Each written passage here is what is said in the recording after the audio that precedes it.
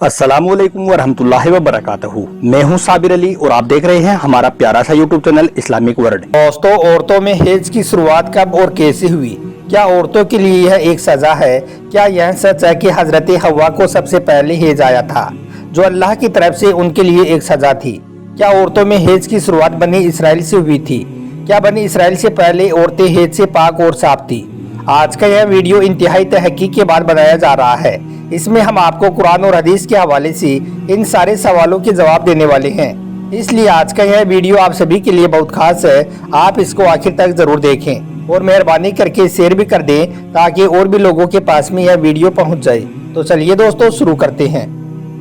सबसे पहले तो हम आपको बता दें कि इसके बारे में जानना और समझना आपके लिए इसलिए भी बहुत ज़रूरी है क्योंकि आजकल ऐसे बहुत से वीडियो इंटरनेट पर फैल रही हैं जिनमें गैर मुस्नद रिवायत पेश करके भोले भाले मुसलमानों को गुमराह किया जा रहा है।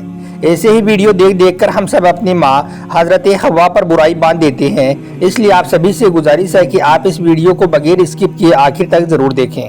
दोस्तों, हजरत अब्दुल रज़ाक और मुस्नद असहाक में हजरत अब्दुल्लाह बिन मसूद रजी अल्लाह तआला अन्हो और हजरत अस्मा बिनते अबू बकर से रिवायत नकल की गई है कि बनी इसराइल की औरतों को यह इजाज़त थी कि वो भी मर्दों के साथ में मस्जिद में जाकर नमाज पढ़ सकें। इसलिए बनी इसराइल की औरतें मर्दों के साथ मस्जिद में जाकर नमाज पढ़ा करती थी। इसके लिए मस्जिद में मर्दों और औरतों के दरमियान में यानी कि दोनों के बीच में एक पर्दा लगाया जाता था जिसके एक तरफ औरतें नमाज पढ़ती थी और दूसरी तरफ मर्द नमाज अदा करते थे। फिर एक दिन एक लड़की मस्जिद में लगे पर्दे के पास गई और अपनी एड़ियाँ उठाकर मर्दों में से अपने आशिक को देखने लगी और फिर उसने यह रोजाना का मामूल बना लिया। फिर उसके देखा देखी सभी औरतें मस्जिद में आती और अपनी एड़ियाँ उठाकर पर्दे के ऊपर से गैर मर्दों में ताक झाँक करने में लग जाती।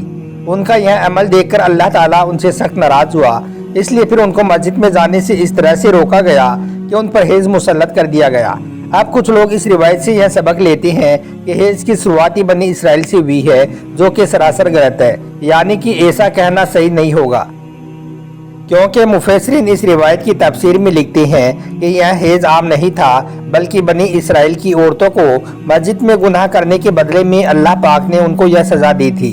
इसलिए फिर 4 महीनों तक लगातार वो औरतें सुबह शाम उसी हैज की कैफियत में रही, जिससे उनका मस्जिद में आना बंद कर दिया गया। फिर जब अल्लाह ताला ने उनकी तौबा कबूल की तो यह अजाब उनके ऊपर से हटा दिया गया, यानी कि उनके ऊपर से यह अजाब खत्म कर दिया गया। सही हदीस मुबारका से यह बात साबित है कि औरतों में हैज की शुरुआत रोजे अव्वल से है, यानी कि हैज की शुरुआत औरत की तकलीफ के साथ ही हुई है। आइए इसके बारे में अब आपके सामने 2 और हदीसें मुबारका पेश करती हैं जिनसे यह बात साबित हो जाती है कि हैज की शुरुआत पहले दिन से ही है, ना कि बनी इसराइल से हैज की शुरुआत हुई है। एक मरतबा हजरत आयशा रजी अल्लाह तआला अन्हा हजरतुल विदा में अल्लाह के रसूल सल्लल्लाहु अलैहि वसल्लम के साथ हज के इरादे से निकली। रास्ते में इन्हें हैज आ गया तो यह देखकर हजरत आयशा इस अंदेशे से रोने लगी कि अब वो हज अदा करने से महरूम हो जाएगी। उसके बाद अल्लाह के रसूल सल्लल्लाहु अलैहि वसल्लम को इस बात की जानकारी हुई तो आपने हजरत आयशा को समझाते हुए फरमाया कि आयशा, यह एक ऐसी चीज़ है जिसको अल्लाह ताला ने औलाद आदम में औरतों के लिए लाजिम कर दिया है। इस हालत में तुम भी वही सब कुछ कर सकती हो जो एक हाजी करता है, सिर्फ पाक होने तक काबा शरीफ का तवाफ ना करो। बिल्कुल इसी तरह से एक और हदीस है, हजरत उम्मे सलमा रजी अल्लाह तआला अन्हा से मरवी है। हजरत उम्मे सलमा बयान करती है कि एक मौके पर वो अल्लाह के रसूल सल्लल्लाहु अलैहि वसल्लम के साथ में थी कि मुझे हैज आने लगा। यह देखकर मैं वहाँ से खड़ी हो गई। जब आपने इसके बारे में दरियाफ्त किया तो मैंने बताया, ए अल्लाह के रसूल, मुझे हैज आने लगा है। तो यह सुनकर आप सल्लल्लाहु अलैहि वसल्लम ने फरमाया कि यह एक ऐसी चीज़ है जिसको अल्लाह ने आदम की बेटियों पर लाजिम कर दिया है।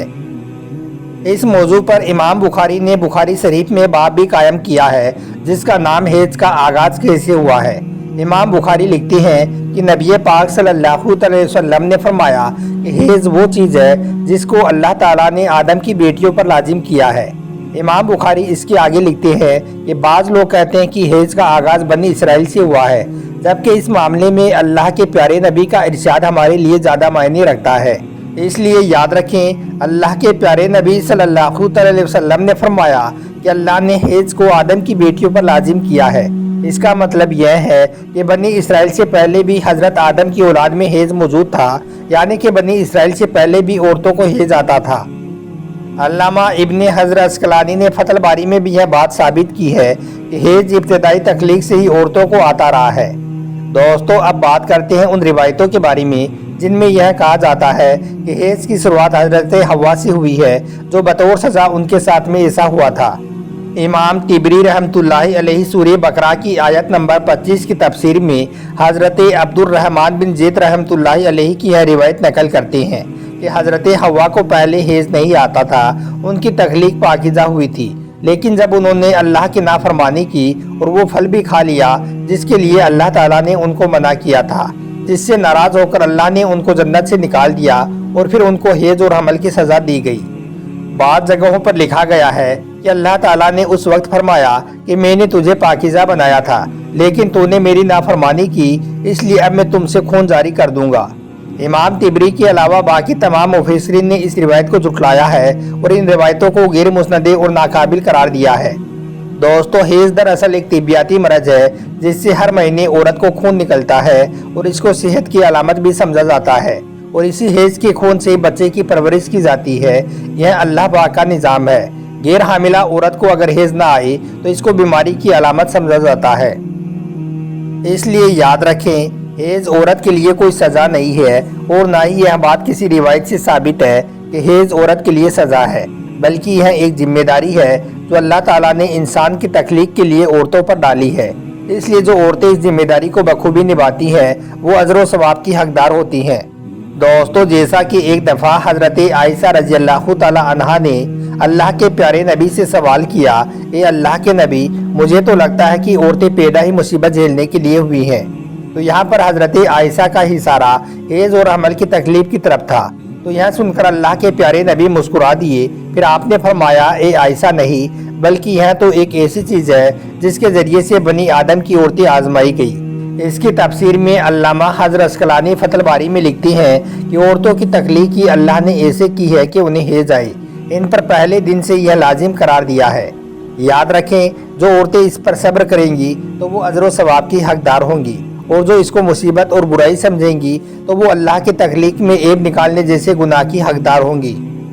दोस्तों, उम्मीद है कि अब तो आप भी यह जान चुके होंगे, आप भी यह समझ गए होंगे कि हेज औरतों के लिए सज़ा नहीं है और ना ही इसे सज़ा के तौर पर हज़रत हवा पर मुसल्लत किया गया था, और ना ही हेज बनी इसराइल की औरतों से शुरू हुआ है, बल्कि हेज और हमल तो अल्लाह पाक की आजमाइश है औरतों के लिए, जिनका अल्लाह पाक क़यामत के दिन अजर व सवाब अता फरमाएगा।